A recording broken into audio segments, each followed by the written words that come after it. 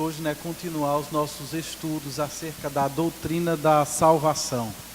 Temos investido nesse tema já há algumas quartas-feiras, e eu acredito que nós temos ainda muito que avançar acerca desse assunto. Meus irmãos, hoje nós vamos aqui apresentar algumas metáforas bíblicas acerca da salvação. Eu explico melhor. A salvação, biblicamente falando, é algo tão grandioso e tão abrangente que a Bíblia usa diversas imagens provenientes de diversos cenários, diversas metáforas, para nos ajudar a entender a dimensão e o alcance da salvação com a qual nós fomos alcançados por Cristo. E aí é possível que você já tenha visto palavras como essas 5 que nós temos aqui na Bíblia, e é possível também que você já tenha falado até muitas delas, como eu, sem que muitas vezes saibamos exatamente o que elas significam.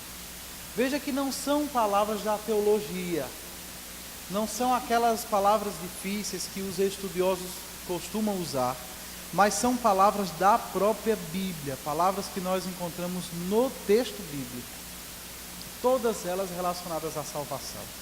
Todas elas descrevendo, destacando ou enfatizando algum aspecto da salvação. Poderíamos ver nelas também um reflexo dos efeitos da morte de Cristo pelos seus. Os efeitos da morte de Cristo, poderíamos dizer, eles são tão abrangentes e são tão grandiosos que a Bíblia não tem uma única palavra que possa descrever tudo isso. Não existe um único vocábulo bíblico que possa abarcar tudo isso. Então a Bíblia usa vários, nos mostra de várias formas, de várias vias, para que nós entendamos bem. Se você perguntar a uma criança, de repente uma criança evangélica, por que Jesus morreu na cruz? É bem possível que ela diga, para que nós sejamos salvos, não é? Mas se nós fôssemos adiante e perguntássemos, mas salvos de quê? Talvez até muitos adultos teriam alguma dificuldade para dizer exatamente de que nós estamos sendo salvos. Eu acredito que essas 5 palavras nos ajudam bastante. Então a primeira delas é a palavra redenção. Uma palavra bastante usada, inclusive um dos ícones do país é o Cristo Redentor. Mas o que é que significa exatamente dizer que Jesus é o nosso Redentor? Quando a Bíblia usa um termo como esse, para o que exatamente ela está apontando?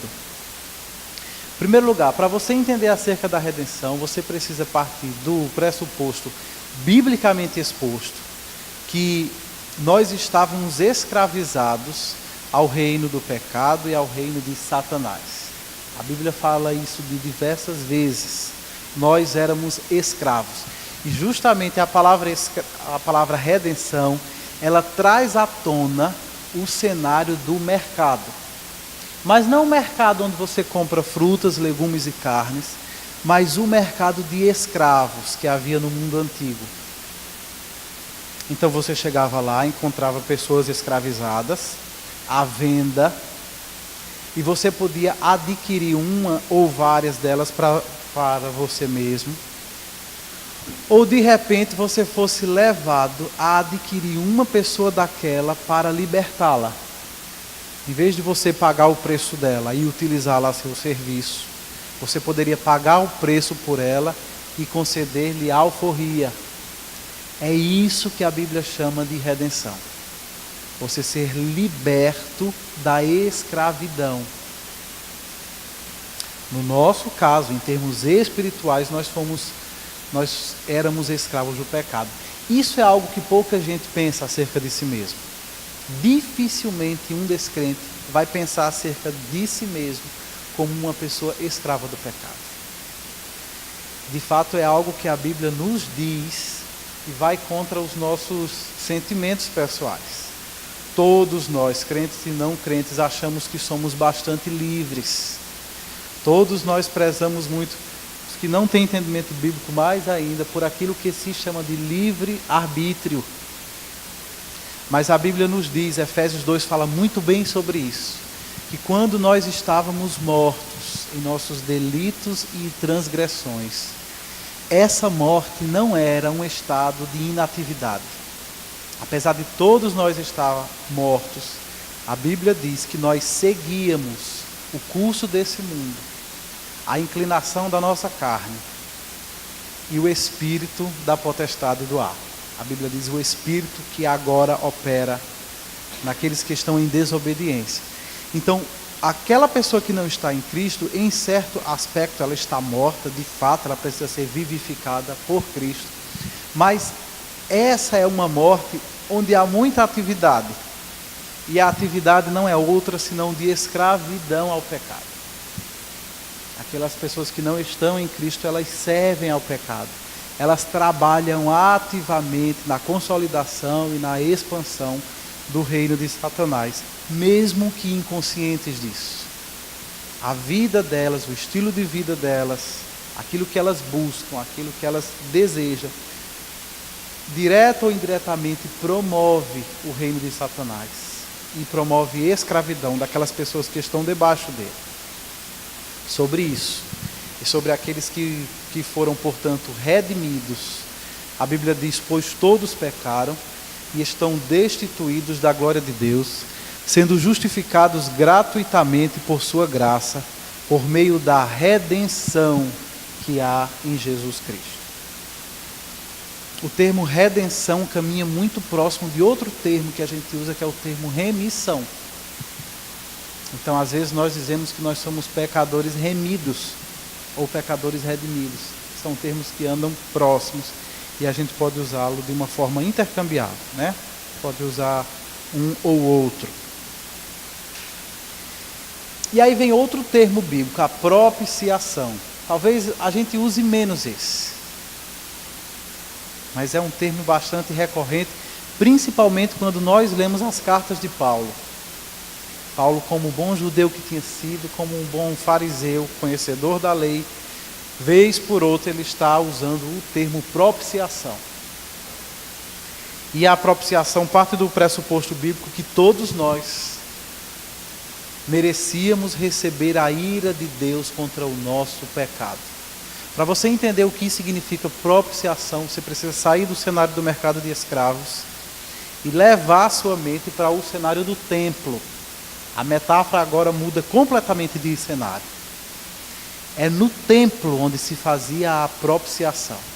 O templo era o lugar onde as pessoas deveriam adorar ao Senhor. E a Bíblia nos diz claramente que todos nós fomos feitos para adorar a Deus e para encontrarmos nele prazer. Mas por causa da queda, por causa da nossa natureza pecaminosa, apesar de nós ainda termos esse propósito de adorar a Deus, por causa da nossa própria condição caída, nós nos encontramos agora completamente inabilitados para a adoração. O pecado nos deixa totalmente inadequados diante do Deus a quem nós devemos adorar. E, portanto, quando um adorador chegava ao templo, a primeira coisa que ele precisava reconhecer é que ele não tinha condições de estar ali diante de Deus para oferecer algo a Deus que o adorasse de fato. E eu não estou aqui dizendo apenas que eu não consigo entregar uma adoração que seja aceitável a Deus. Não é esse o problema unicamente. O problema ele é anterior a isso. É que eu mesmo, enquanto adorador, não sou aceitável diante de Deus. Eu mesmo não sou. Muito menos qualquer gesto de adoração que eu queira levar diante dele. E por causa disso, o adorador precisava oferecer sacrifícios. E através do sacrifício, fazia-se a propiciação. Deus tornava-se propício ao pecador.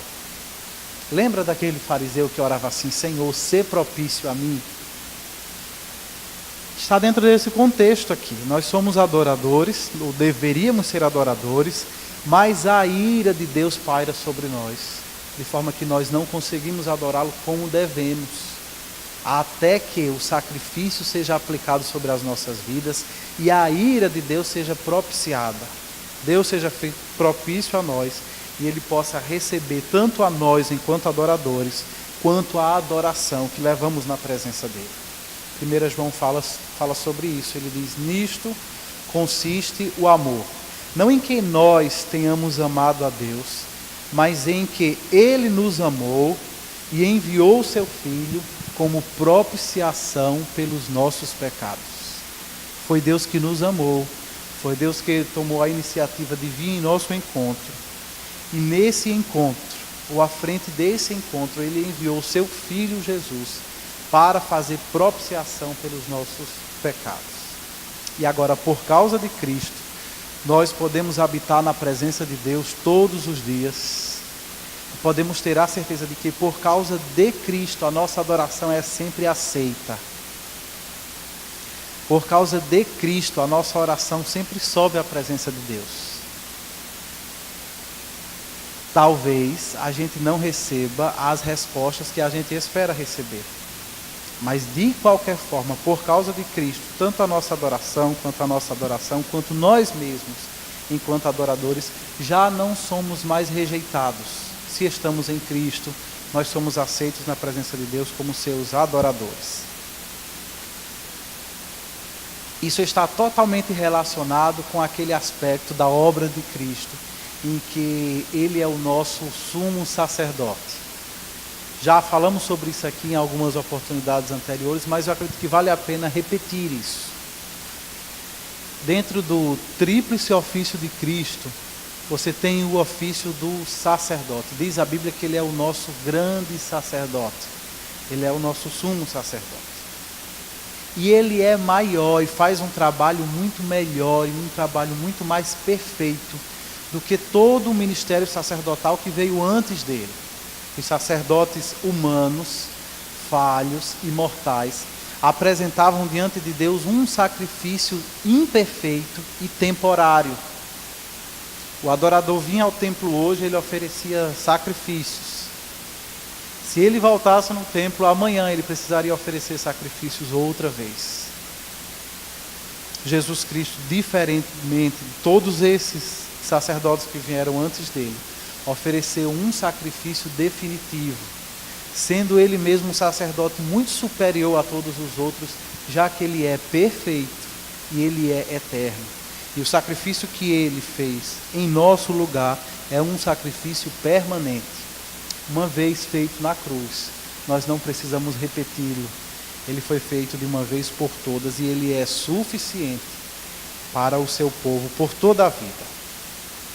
E não apenas isso, Cristo, como nosso sumo sacerdote, Ele não apenas ofereceu diante de Deus um sacrifício aceitável e permanente, mas o próprio sacrifício é Ele mesmo.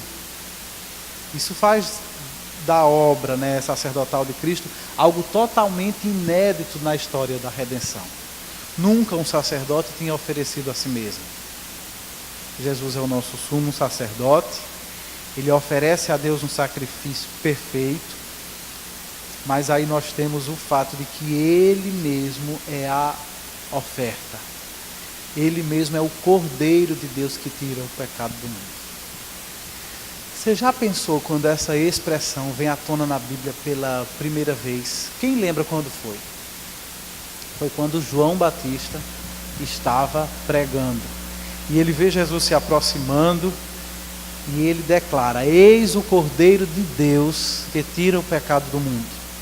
Ou de uma forma mais assim contemporânea, poderíamos dizer: olhem, aí está o Cordeiro de Deus que tira o pecado do mundo.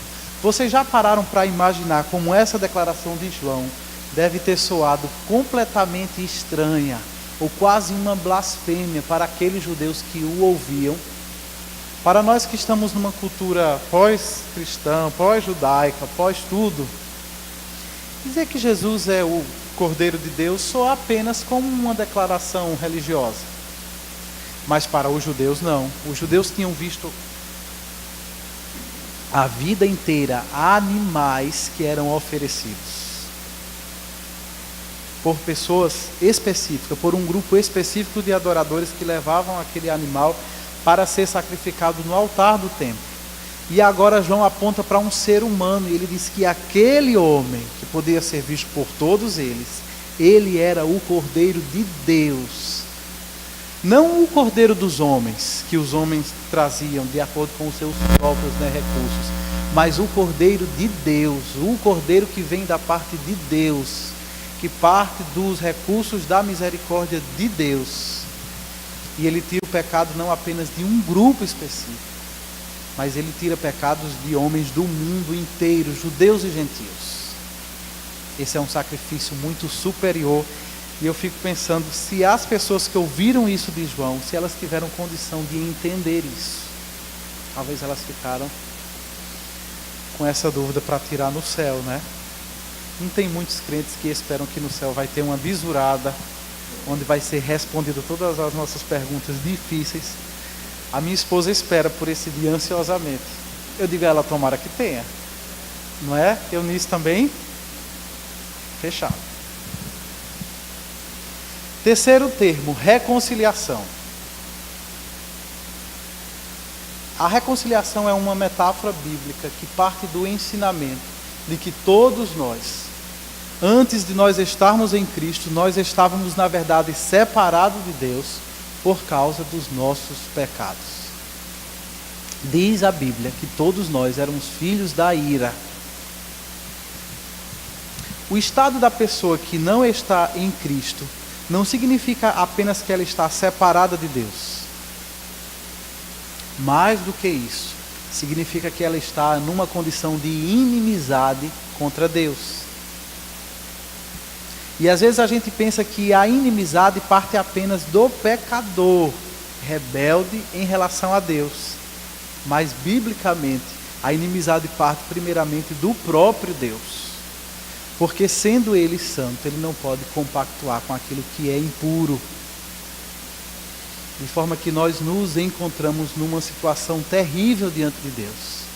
Não apenas não estamos nele, não apenas não temos comunhão com Ele, mas pior do que tudo isso, nós estamos numa situação de inimizade, de hostilidade em relação a Deus. E aí a metáfora da reconciliação nos leva para um cenário bem mais assim familiar. Saia do mercado de escravos, saia do templo e leve sua mente agora para uma sala de estar. Sofá, centro, tudo aquilo que tem lá na sua casa, é ali que você observa melhor a reconciliação. Pessoas que estavam brigadas, pessoas que viviam em inimizade, pessoas que viviam em hostilidade, agora elas podem sentar juntas na sala e elas podem ter um momento de comunhão entre elas. A Bíblia diz, portanto, que nós fomos reconciliados com Deus. Nós que éramos inimigos de Deus, nós que não poderíamos sequer passar na porta de Deus, agora nós podemos entrar na casa dele, podemos sentar com ele na sala de estar e podemos desfrutar de um momento precioso na presença dele todos os dias da nossa vida. Porque a inimizade ela foi removida e agora diante de Deus nós somos sempre bem-vindos. Na presença de Deus, aqueles que estão em Cristo são sempre acolhidos. Há um clima amistoso sempre na presença de Deus agora. Coríntios diz isso. Quer dizer, Paulo diz isso em sua segunda carta aos Coríntios. Falando da salvação, ele diz: tudo isso provém de Deus, que nos reconciliou consigo mesmo por meio de Cristo e nos deu o ministério da reconciliação. Ou seja, que Deus em Cristo estava reconciliando consigo o mundo, não levando em conta os pecados dos homens, e nos confiou a mensagem da reconciliação. Esse é um texto maravilhoso. Não apenas ele fala da realidade da reconciliação, mas ele mostra também que todos quantos foram reconciliados com Deus através de Cristo, receberam também, pacote completo, o ministério da reconciliação. E agora nós somos levados a nos juntarmos a Deus em sua obra redentiva e trabalharmos juntamente com Ele para que outras pessoas que hoje se encontram em estado de inimizade contra Deus, que elas também por sua vez sejam reconciliadas com Deus. que elas por sua vez também possam entrar na casa de Deus e cultivar amizade com Deus, cultivar comunhão com Ele. Outras pessoas também precisam saber que não por si mesmas, não pela sua própria performance religiosa, pelos seus acertos morais e éticos, mas que em Cristo elas podem ser aceitas, elas podem ser acolhidas na presença de Deus. A Bíblia vai além disso. Ainda dentro desse contexto de aqueles que não estão em Cristo, vivem em inimizade contra Deus. A Bíblia diz que aqueles que estão em Cristo são não apenas reconciliados com Deus, a inimizade é removida, mas mais do que isso, eles são adotados. Então mantenha a sua mente no cenário da casa, no cenário da sala de estar. E você precisa saber que agora em Cristo, você é não apenas aceito como amigo de Deus, mas que você é aceito também como filho de Deus. As diferenças são óbvias. Os amigos podem desfrutar de um tempo maravilhoso, mas chega a hora que eles precisam ir embora. Os filhos não, eles ficam. E eles desfrutam da comunhão com Deus, seu Pai, permanentemente. Dia após dia. Estando dormindo, acordado, trabalhando ou descansando, eles estão na presença de Deus. Eles são filhos de Deus. Eles têm acesso ao Pai o tempo inteiro. Mesmo que o seu pai seja o rei de todo o universo, os filhos têm acesso à presença de Deus o tempo todo. Eles não precisam marcar audiência. Eles não precisam marcar um horário com a secretária. Os filhos têm acesso à presença de Deus o tempo todo. E eles sabem que como filho, eles não incomodam o seu Pai eterno, né? O seu Pai celestial. Gálatas, falando sobre essa metáfora da salvação, diz que quando chegou a plenitude do tempo, Deus enviou o seu Filho, nascido de mulher, nascido debaixo da lei, a fim de redimir os que estavam sob a lei, para que recebêssemos a adoção de filhos. Olhe como esse versículo combina duas metáforas da salvação. Perceberam que antes dele falar sobre a adoção, ele traz à tona outra metáfora sobre a qual nós já havíamos falado anteriormente hoje. Qual é? A redenção, a fim de nos redimir. Então, como a lei mostrava, ressaltava, trazia à tona que nós éramos escravos do pecado, Deus envia o seu Filho e ele vive sob o regime da lei, porém sem pecado, para que não apenas a partir da sua morte, mas também da sua vida de obediência, nós pudéssemos receber a adoção de filhos.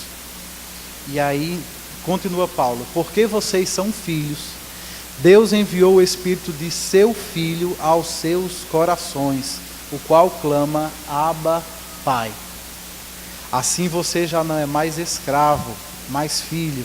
E por ser filho, Deus também o tornou herdeiro. Os amigos não são herdeiros. Por mais benquisto que ele seja, não é natural que os amigos se tornem herdeiros. Então, muito mais do que amigos reconciliados com Deus, a Bíblia nos ensina que nós fomos adotados na família de Deus. Isso é algo também que o mundo não faz noção. Porque de uma forma geral se diz que todos os seres humanos são filhos de Deus. E a gente pode dar até uma colherzinha de chá e admitir o seguinte, que em termos da criação, já que todos nós fomos feitos por Deus, em termos da criação, em termos criacionais, nós poderíamos dizer que todos os seres humanos são filhos de Deus. Mas em termos redentivos, levando em conta a redenção, a Bíblia nos mostra claramente que nem todos, ou que, na verdade, poucos são de fato filhos de Deus. Vocês lembram de Jesus, por exemplo, muitas vezes se dirigiam aos fariseus e diziam, vocês dizem que são filhos de Abraão, mas na verdade vocês são filhos do diabo. O diabo é que é o pai de vocês. E Jesus não tinha nenhum melindre para dizer uma coisa dessas, por mais chocante que isso seja, né? Chamar um ser humano de filho do diabo. Mas é porque de fato é o que é. E a gente precisa entender isso para que a gente também entenda a grandeza da salvação. Para a gente não achar que a salvação foi apenas uma melhorada na nossa qualidade de vida espiritual. Na verdade, a salvação ela mudou radicalmente a nossa condição. Todos nós que éramos escravos do reino das trevas, diz a Bíblia que todos nós, por exemplo, éramos filhos da ira. Mas agora, João fala sobre isso, João capítulo 1, versículo 12, veio para os que eram seus, mas os seus não o receberam. Mas a todos quanto o receberam, deu-lhes o direito de se tornarem filhos de Deus. Ora, se eles se tornaram é porque eles não eram naturalmente. E olha que eles eram judeus. Eles viviam debaixo da aliança, eles eram herdeiros das alianças, mas nem por isso eles eram naturalmente, ou consequentemente, ou necessariamente filhos de Deus. Eles precisavam se tornar filhos de Deus pela fé no Messias.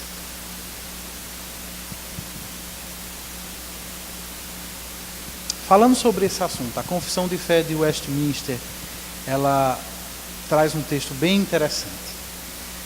De todas essas 5 metáforas que nós vimos essa noite, na verdade só vimos 4 até agora, falta a última ainda. Mas de todas essas 5 metáforas que nós vamos apresentar nessa noite, a Confissão de Fé de Westminster, embora mencione de passagem todas elas, ela só tem artigos específicos sobre a adoção e depois sobre a justificação. Veja só que texto interessante. Confissão de Fé de Westminster, que é capítulo 12. Ele diz: todos os que são justificados é Deus servido em seu único Filho, Jesus Cristo, e por ele fazer participantes da graça da adoção.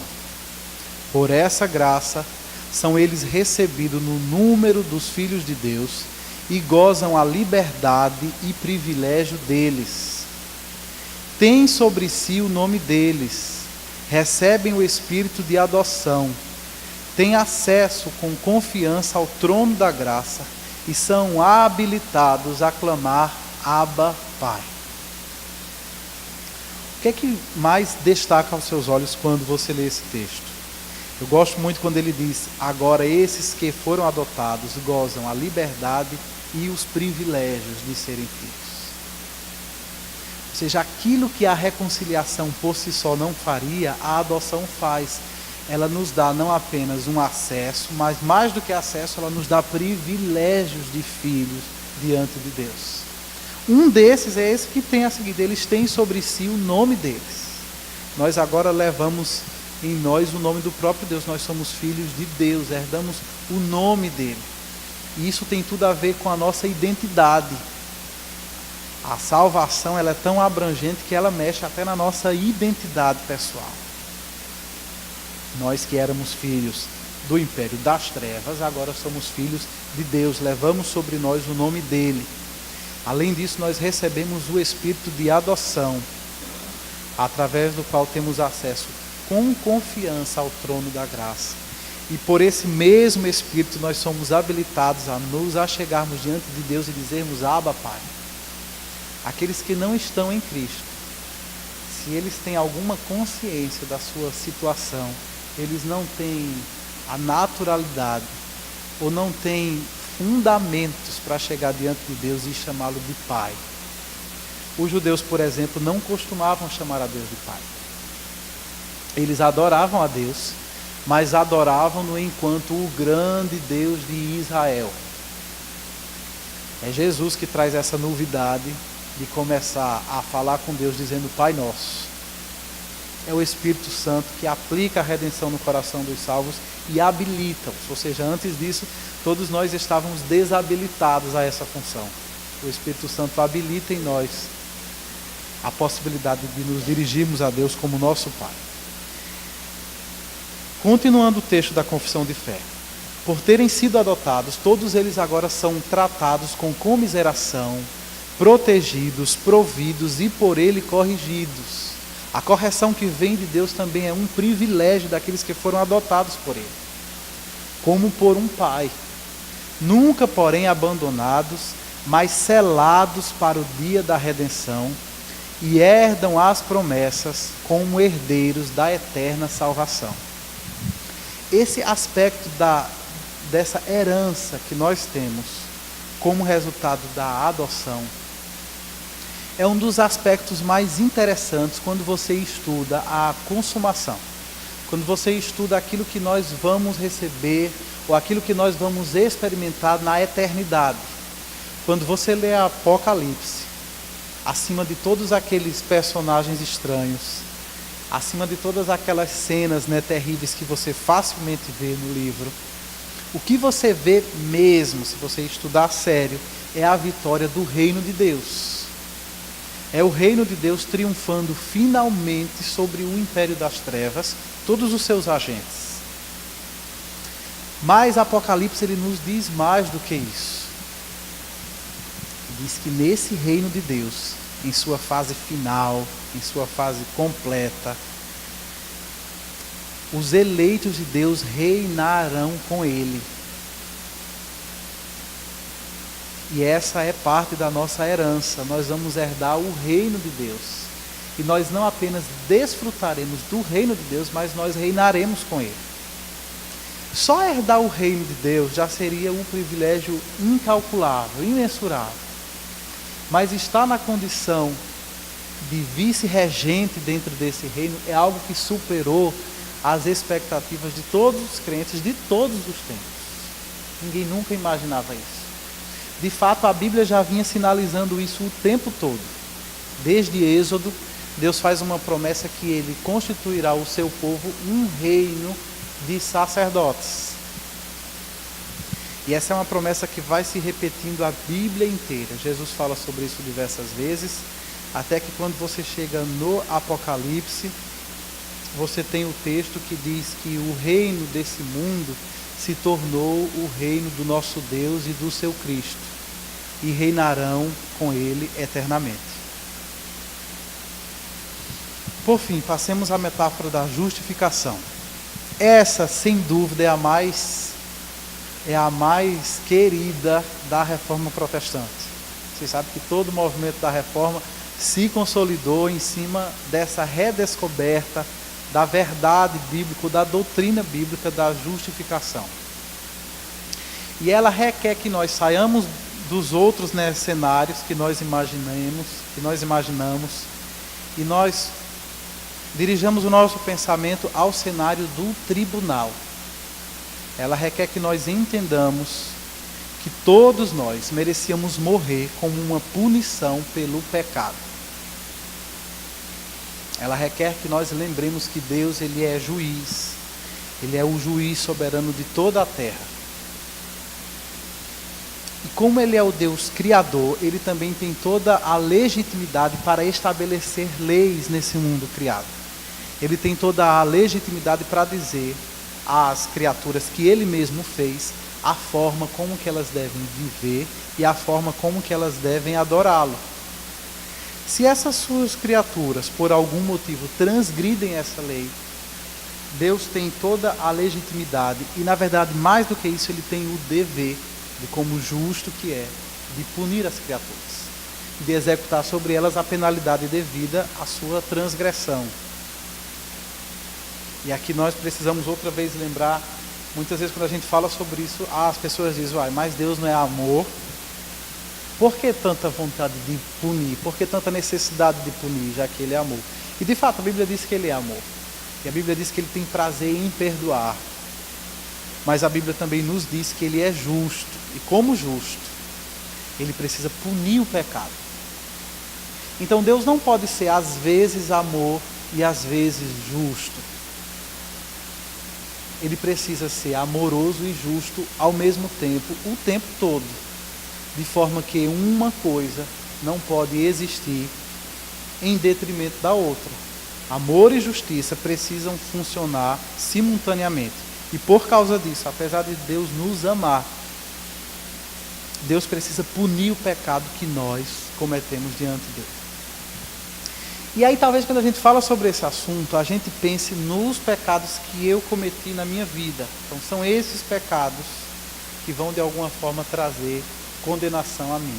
Biblicamente, muito antes de eu começar a efetivamente praticar, né, pecados, transgressões à lei de Deus, biblicamente, como um descendente de Adão, eu já nasço na condição de alguém que está condenado, uma vez que Adão foi feito não como um ser humano qualquer, mas ele foi feito como um representante da raça, de forma que a ruína de Adão, quer dizer, de forma que na ruína de Adão, na queda de Adão, ele arrastou em condenação todos os seus descendentes. E basta essa nossa ligação com Adão para que nós já fôssemos eternamente condenados diante de Deus. Bem, some-se a isso todos aqueles pecados que nós efetivamente cometemos diante de Deus. Então aí você tem condenação ao infinito. Eu não sei se você já teve alguma experiência, né, como essa. Você vai evangelizar e às vezes começamos a falar do evangelho perguntando alguma coisa do tipo: se você morresse hoje, você saberia para onde você iria? E aí as pessoas dizem, geralmente elas dizem assim: eu não sei. Quando eu morrer, Deus é que sabe. O que é que elas estão pensando? Que depois da morte Deus vai puxar o extrato da conta delas e vai ver se está no azul ou se está no vermelho. Geralmente pensa-se que isso funciona mais ou menos como uma coisa que é tirada na média. Será que teve mais acertos? Ou será que teve mais erros? Será que os erros dela pesam mais ou os acertos dela pesam mais? E essa é uma noção totalmente antibíblica e até de certa forma um pouco ilógica, porque mesmo no nosso ordenamento jurídico, aqui mesmo no Brasil, por mais que você tenha sido um cidadão correto, basta um crime para que você seja penalizado por ele. Você pode ter sido uma pessoa maravilhosa, você de uma hora para outra comete um assassinato, você precisa ser justamente penalizado por ele. E aqui não vai contar tanto as milhares de pessoas que você poderia ter matado e você decidiu não matar. Você simplesmente transgrediu a lei e agora a justiça requer que a penalidade seja integralmente executada contra você.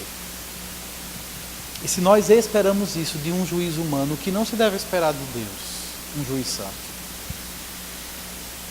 Pensando sobre isso, Abraão faz uma pergunta que é bastante interessante. Em Gênesis, quando ele está intercedendo diante de Deus pela cidade de Sodoma, pensando mais exatamente no seu sobrinho Ló, Abraão pergunta: acaso não fará justiça o juiz de toda a terra? Talvez alguns juízes da terra não façam justiça, mas não é possível que o juiz de toda a terra vai privar-nos da sua justiça. Isso não se aplica apenas a Ló, obviamente aplica-se a nós também. Então, a metáfora da justificação leva-nos para o cenário do tribunal. E lá estamos nós, completamente condenados diante de Deus. Não temos absolutamente nada que possa ser dito em nossa defesa, partindo de nós mesmos. E a única coisa que pode nos livrar da condenação é que Deus, o juiz de toda a terra, nos justifique. E a Bíblia fala exatamente sobre isso. Romanos capítulo 5 diz: tendo sido, pois, justificados pela fé, temos paz com Deus por nosso Senhor Jesus Cristo. A justificação, então, ela parte dessa metáfora do tribunal, mas diferente daquilo que acontece geralmente no tribunal, o que pode acontecer no tribunal, ela não conquista para nós apenas absolvição, não é apenas perdão. A justificação, ela é mais do que isso. A justificação garante que nós somos não apenas perdoados, mas que além disso, a justiça de Cristo, ela é creditada na nossa conta, ela nos é imputada, ela é atribuída a nós. Porque se nós tivéssemos sido apenas perdoados, nós estaríamos apenas numa condição de neutralidade moral. E talvez depois que nós tivéssemos sido justificados, já que a justificação acontece num ponto específico da nossa vida, nós teríamos zerado os nossos débitos com Deus e estaríamos outra vez submetidos a teste. Será que nós conseguiríamos manter a nossa conta pelo menos zerada? Com certeza não. Se nem Adão, quando ainda não tinha uma natureza pecaminosa e vivia no Éden, não conseguiu se aguentar nas pernas, imagine a gente vivendo agora com uma natureza caída e num mundo caído, cheio de cão. Nós não aguentaríamos, obviamente. Por isso mesmo, a justificação, ela vai além de perdão. Ela garante que a justiça de Cristo foi creditada na nossa conta. De forma que agora, Deus, quando olha para nós, Ele nos declara justos. Ou seja, os créditos de Cristo estão sempre contando a nosso favor. E aqui é que a gente entende não apenas a importância da morte de Cristo, mas a importância da vida de Cristo. Falamos sempre que Jesus morreu por nós, mas algo que precisamos dizer também é que Ele viveu por nós. Não apenas a morte dele conta, mas a vida dele, em obediência a Deus, ela conta totalmente a nosso favor. Porque essa vida de obediência, é essa vida de resistência à tentação que é creditada na nossa conta. Olhem como a confissão de fé fala sobre isso. Os que Deus chama eficazmente, também livremente justifica. Vocês lembram de algum versículo bíblico, quando leem essa primeira oração? Os que Deus chama, também justifica. Exatamente. Paulo. Os teólogos de Westminster estão aqui apenas ecoando as palavras de Paulo, Romanos capítulo 8, versículo 30. Aquele que chamou, também justificou. Esta justificação não consiste em Deus infundir neles a justiça, mas em perdoar os seus pecados e em considerar e aceitar as suas pessoas como justas. Deus não os justifica em razão de qualquer coisa neles operada ou por eles feita, mas somente em consideração da obra de Cristo, não lhes imputando como justiça a própria fé, o ato de crer ou qualquer outro ato de obediência ao Evangelho, mas imputando-lhes a obediência e a satisfação de Cristo, quando eles o recebem e se firmam nele pela fé, que não tem de si mesmos, mas que é dom de Deus. O que é que esse texto chama a nossa atenção?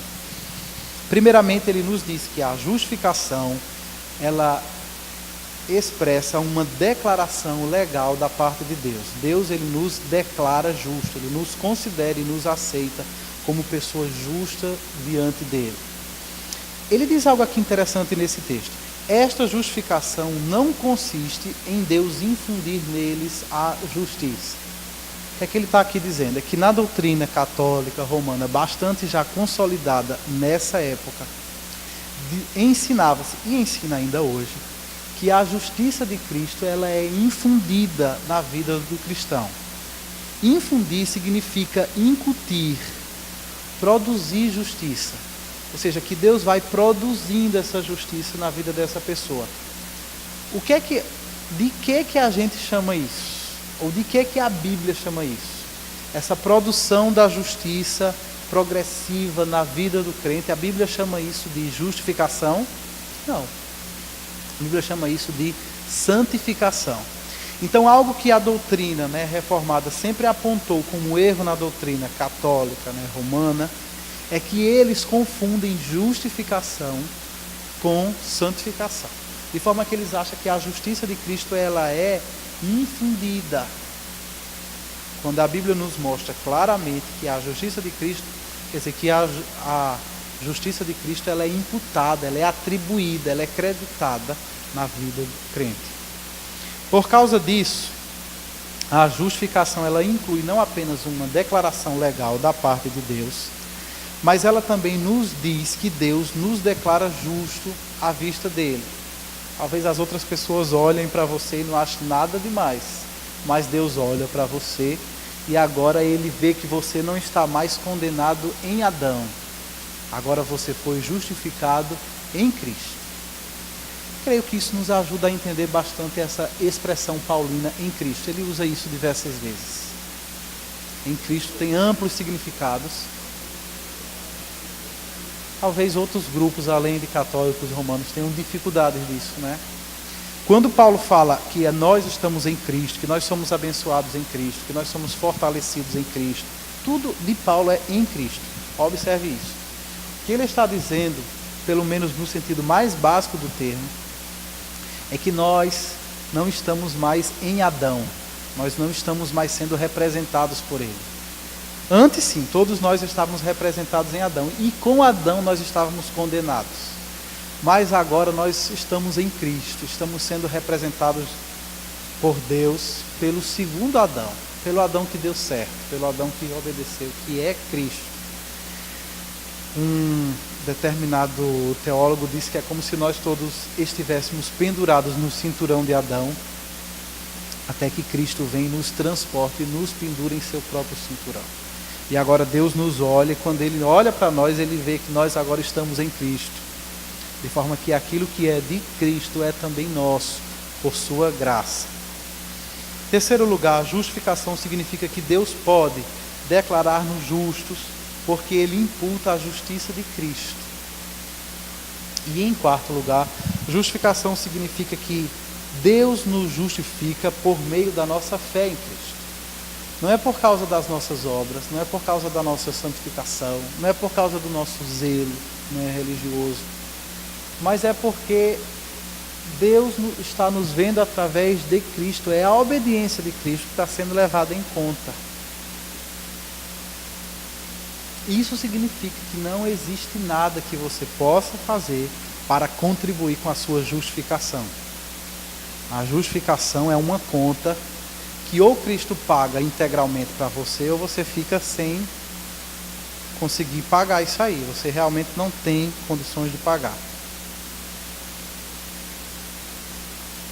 Depois, a confissão de fé continua falando que o meio para nós alcançarmos a justificação é a fé. E aqui é necessário que você entenda que a fé, ela não é a causa da justificação. A Bíblia diz que pela graça sois salvos por meio da fé. Então, a causa da nossa justificação é a graça de Deus. É a livre e soberana decisão de Deus de nos justificar. A graça é que é a causa. A fé é o meio, a fé é o instrumento que foi estipulado por Deus mesmo, foi designado por Deus para que nós nos apropriássemos da graça. De forma que a nossa salvação não se deve à nossa fé.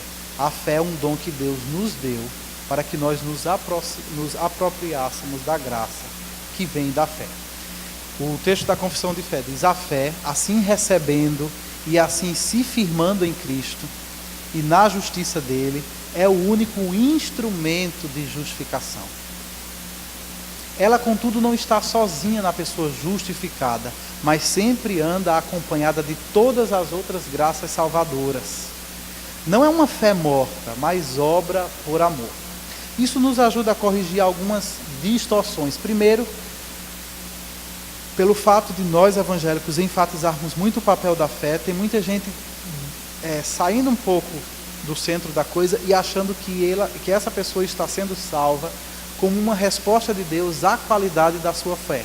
Ou seja, eu exerci tanta fé em Cristo, eu criei tanto, eu confiei tanto nele, e como uma recompensa Deus me deu a salvação. E não é isso. A salvação é apenas um instrumento que nos é dado por Deus. Nós nem mesmo o tínhamos.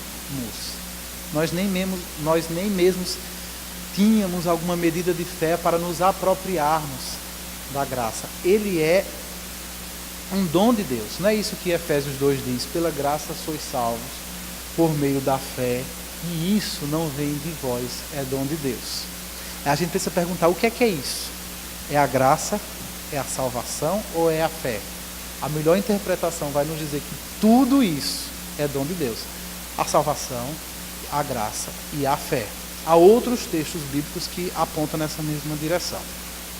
Mas essa fé também, ela nunca é dada ao crente sozinho, ou seja, Deus apenas dá a ele a fé.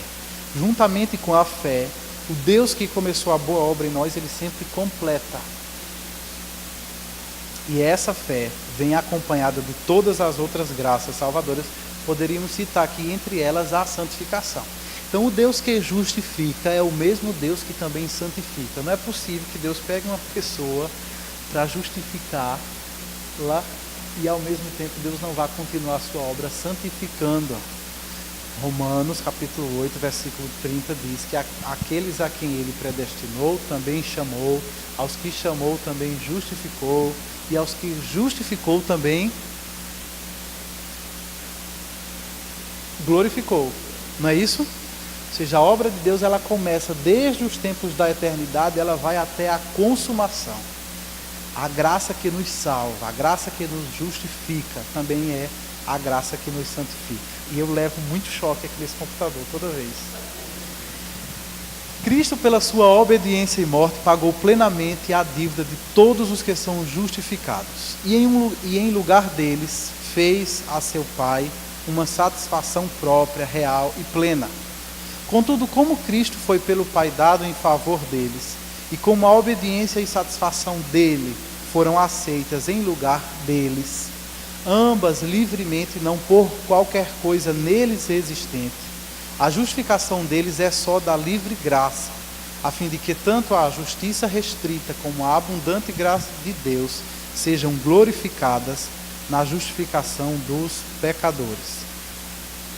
Deus, desde toda a eternidade, decretou justificar todos os eleitos, e Cristo, no cumprimento do tempo, morreu pelos pecados deles e ressuscitou para a justificação deles. Contudo, eles não são justificados enquanto o Espírito Santo, no tempo próprio, não lhes aplica de fato os méritos de Cristo. Aqui talvez a gente precise lembrar a teologia fala da economia da Trindade na redenção. Que coisa difícil, né?